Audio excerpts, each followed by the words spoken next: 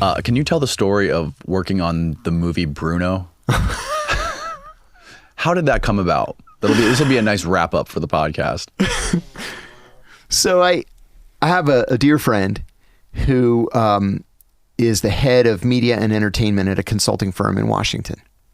And he does a lot of logistical work. You know, they want to film in a place that looks like 1950s Moscow, let's say, or they want to film in a place that looks like Havana, and you can't film there, so he'll find them a place. So he calls me one day and he said, "Hey, I want to introduce you to a filmmaker. They're going to need your expertise on the Middle East." I said, "Okay, great." And I had already consulted on a bunch of movies, The Bourne Ultimatum and The Kite Runner, and there were a bunch. Mm-hmm.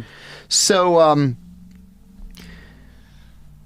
I do a conference call, and it's Sacha Baron Cohen.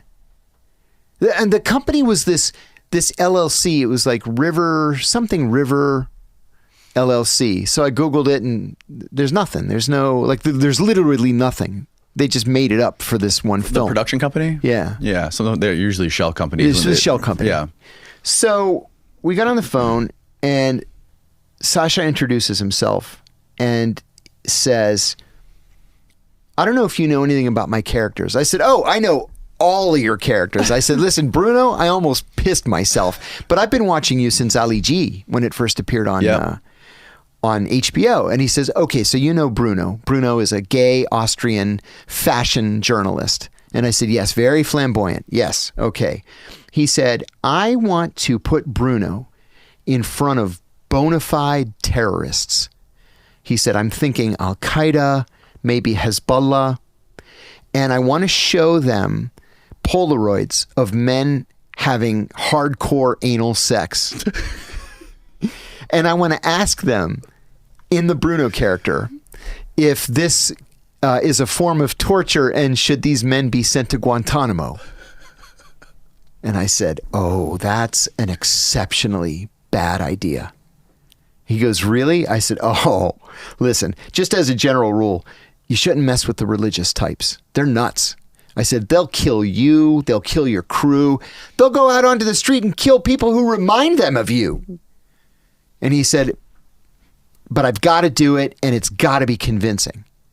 And I said, "Well, what we could do is, you know, there are still bona fide terrorists out there who are not religious. They're communists, and they're kind of retired. They all live in Damascus, you know, Popular Front for the Liberation of Palestine, Abu Nidal organization, the Democratic Front for the Liberation of Palestine." And he said, "Yeah, do you know how to get in touch with them?" I said, I think I could probably figure it out." And he said, "Where should we film this thing?" And I said, "Well, do you have any locations in mind?" He said, "Yeah, Jordan." And I said, "Yeah, Jordan's that's a good choice, but you got to bring the Jordanians in on it because they have one of the best intelligence services in the Middle East. You're not going to be able to get away with anything." He said, "Absolutely not. Nobody can be in on the gag. Nobody." And I said, "No, that's not going to work." I said, "Well, we could do it." I said, "You know, I was talking to the Libyan ambassador the other night at dinner, and they're dying to have Hollywood films done in Libya." This is right before Gaddafi was killed, a year before. And he said, "No, won't do that." He said, "As a Jew, I just can't go to Libya. I'd be too afraid." And I said, "Well, we could do it in Morocco, but Morocco has very unique architecture, and it's not gonna look like Palestine."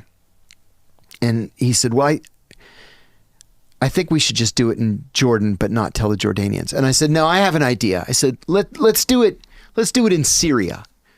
I said, "I know the Syrian ambassador, and I can call the Syrian ambassador and try and get it all, you know, online."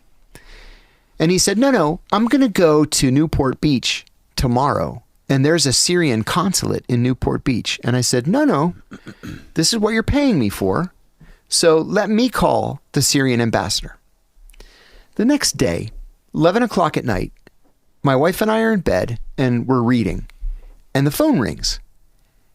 And I look at the phone and it says Sacha Baron Cohen. And I show my wife, look at this. It's like 11:30 at night. So I said, hello, Sasha. And he goes, mate, he has a very thick British accent. He goes, mate, I think I fucked up, mate. And I said, oh, don't tell me you went to that Syrian consulate in Newport Beach. He said he walked into the Syrian consulate. The guy saw him, came out from behind the bulletproof glass and said, stop. I know who you are. I know what you do, and you are not welcome in Syria. And I was like, damn it. Wow. And I said, okay, I got to double down. If we're going to do it in Jordan, you have to tell the Jordanians that you're doing it.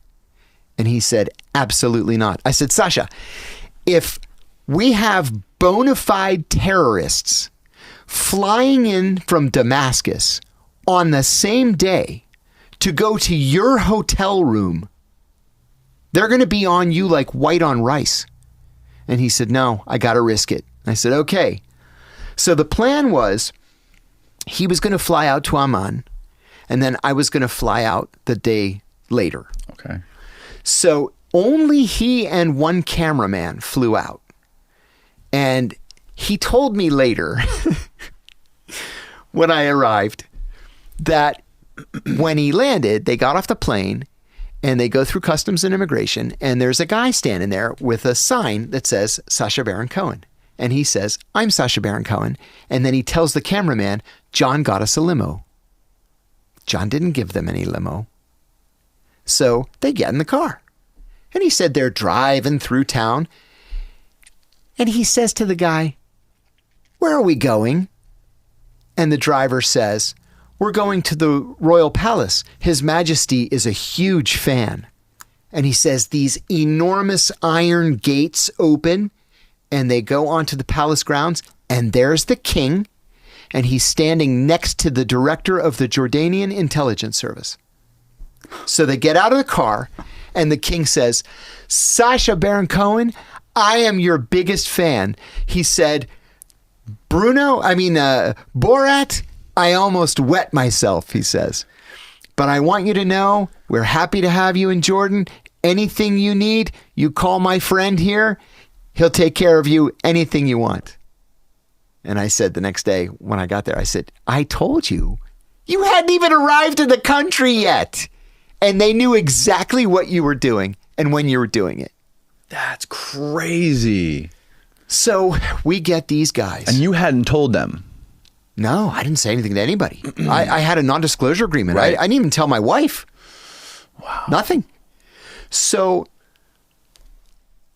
we meet with these two guys, one from the Popular Front for the Liberation of Palestine General Command, and one from the Democratic Front for the Liberation of Palestine. So we're at this table. They're at this table. I'm standing against the wall with my notepad like I always do. No, I'm not. I'm just standing against the wall. So we get to the point where he pulls out the Polaroids. And dude, these were hardcore gay anal porn. And he asks them with that very effeminate, flamboyant accent, is this torture, and should these men be sent to Guantanamo? And the one, they're adjusting their trifocals. They're old men. They're in their 70s. And he looks at the Polaroid like, what? And he goes, no, this not good. This not good. And he puts it down on the table. Sasha had specifically said, I want the guy to leap across the table to try to strangle me. That's how angry I want him to be. And I said, well, this is pretty offensive for these guys. Yeah. He goes, no, this not good. And he puts it down. And then the other guy picks it up and he looks at it and he's like trying to adjust his glasses like, what? And he goes, oh, this haram, not good. And that was it. And we're just like sitting there, or they're sitting there, I'm standing. And they're like looking around like, can I get a cup of coffee? Or how long is this going to take, or whatever. And we're like, okay, cut. Thank you, gentlemen. And that was it. They didn't even put it in the movie. Wow. It was a disaster. So the other thing was, the second part of that Middle East scene, I only consulted on the Middle East part. Oh, I should add, I found these guys in the Damascus telephone book. No way. I figured they're old men. Nobody remembers them. Right. Nobody remembers them shooting up the Rome airport and killing 6 people or hijacking a TWA plane to Cairo, right? They're just living in these little apartments in Damascus, and their names and numbers are in the phone book. So I just called them. Hey, would you do this? We're going to pay all your expenses. We'll give you $100. Be in this documentary about the peace process. So we go on to Israel. I actually flew home from Jordan. He went to Israel without me. And he went to the Western Wall, right? But he went in leather boots that went up to his mid-thigh and pink hot pants. Need a photo, Steve. And a leather vest with no shirt underneath. And he's like covered in hair like a gorilla, right? Yeah. And he said as soon as he got there, he saw this nearby group of yeshiva students with a rabbi, and the rabbi spat on him and called him a dirty And he said next thing he knew, these yeshiva students are just wailing on him, and they beat the shit out of him to the point where it was the only time in the filming of the movie that he broke character. And he said, no, it's a joke. It's for a movie. I'm Sacha Baron Cohen. It's just a joke. It's a joke. They were wailing on him. They blackened both of his eyes, and he had to stop filming for 2 weeks to get his, we'll see if we can find a picture, to get his, eyes swelling to go down. Oh my God. Look at him riding the cannon. Oh my God. I got to say, it was an absolute pleasure to work with him. He's a genius, and that's not a really word that is. I throw around lightly. The man's a genius. Sometimes his genius is too cutting edge for people, but I found him to be absolutely brilliant.